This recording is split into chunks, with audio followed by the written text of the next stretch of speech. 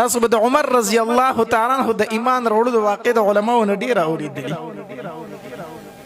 روایت کې راځي د مکی مکرمه کافر راټول شو په دار الندوه کې ابو جهل هم ناشته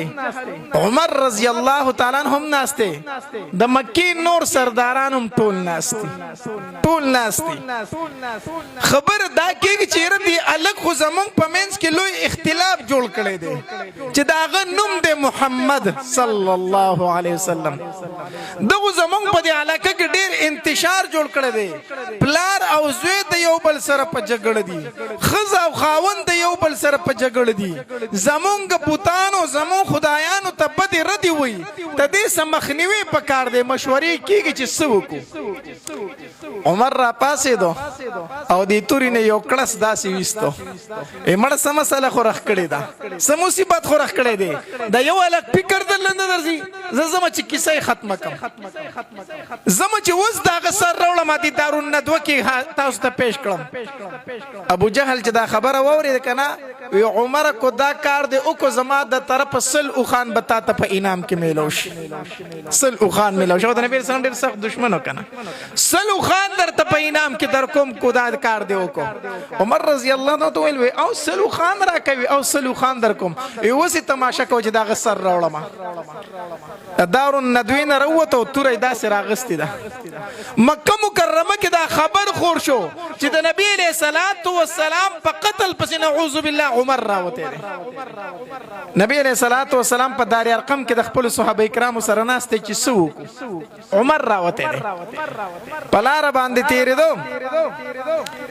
نو پلار کې سعد ابن وقاص رضی الله تعالی عنہ سعد رضی الله تعالی مخله ورغه عمر سکای د نبی علیہ الصلوۃ والسلام دا نوم مبارک ډیر په بدو الفاظ واغستو ډیر بد الفاظ ویل وی زما چې د پلان کې سر کلام کما چې داخلك تین وزګار کما او د مکه ته وزګار کما نبی علیہ السلام نو ډیر په بدو الفاظ واغست سعد رضی الله تعالی عنہ فرمایلی عمر ته نشیتله وی ولی نشمتله تر خمار اغست ولی نشمتله وی ته دغه خواله نشیتله وی څنګه نشمتله وی ته زمانه څنګه تیریږي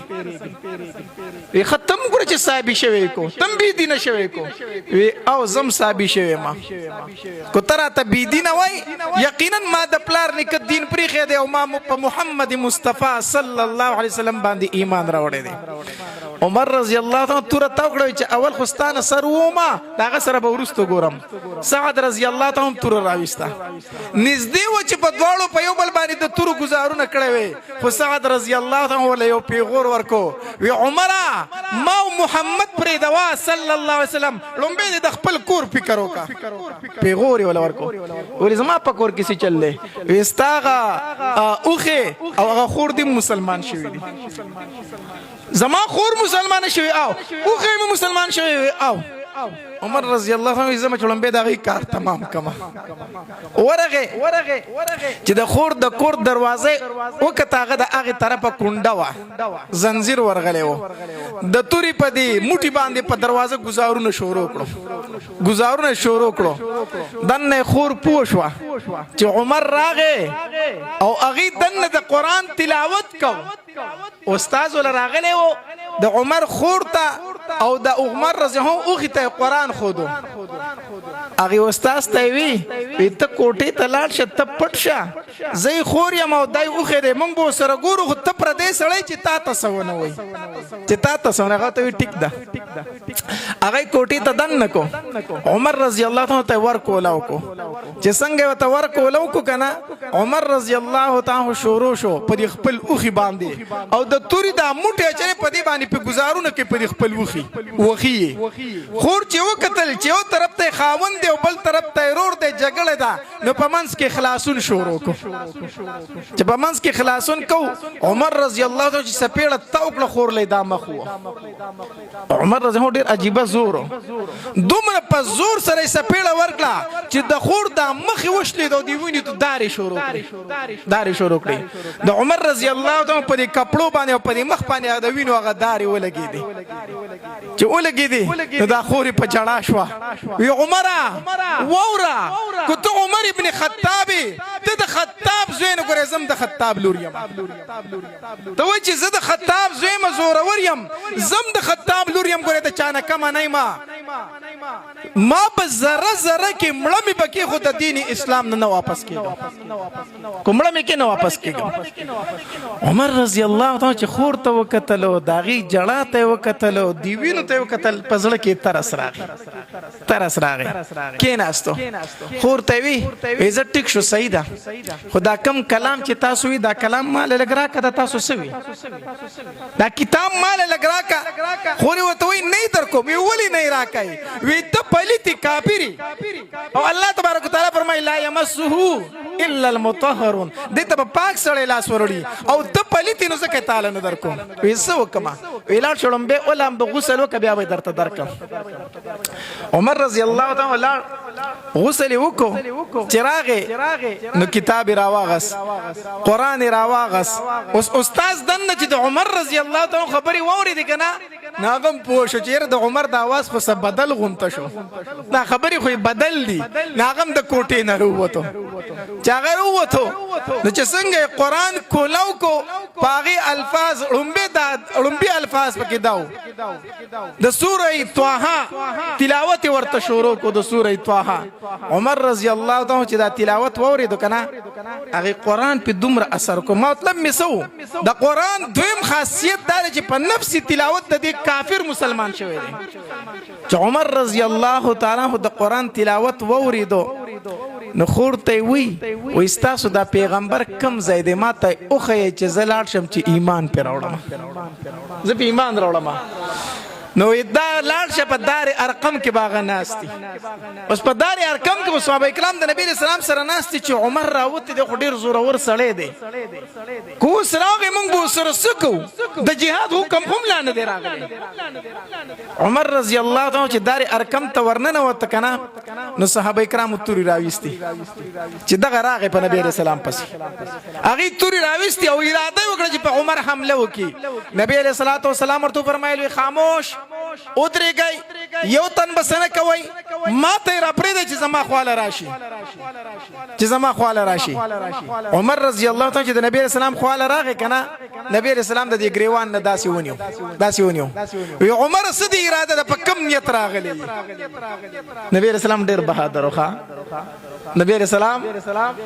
ډیر بهادر صحابه کرام فرمایي په موږ ټولو کې زیات بهادر چې هغه نبی علیہ الصلوۃ والسلام ویزل مدینه منوره کې یو درز وشو د دماکي आवाज وشو ایمون غلی د کورونو نه وروته رڼاګانې خو لګوري چې چلو شو وی چې قتل پدې کې موږ نبی علیہ الصلوۃ والسلام په شاتور اسپان دي په بربند اسپان دي بغیر د زین نسور د زمون خواته ودریدو نبی علیہ السلام د اسنه را کوشو وی چې ودشه هیڅ مسله نشته ما غیر چا پیر د مدینه منورې نه تاو شو مرالمه همغه رڼاګانې لګوري نبی علیہ السلام بیا غیر چا پیر مدینه منوره کتلی وا او په هغه اسورو چې زین پم نو دا اسورلی خو چرته کړی دا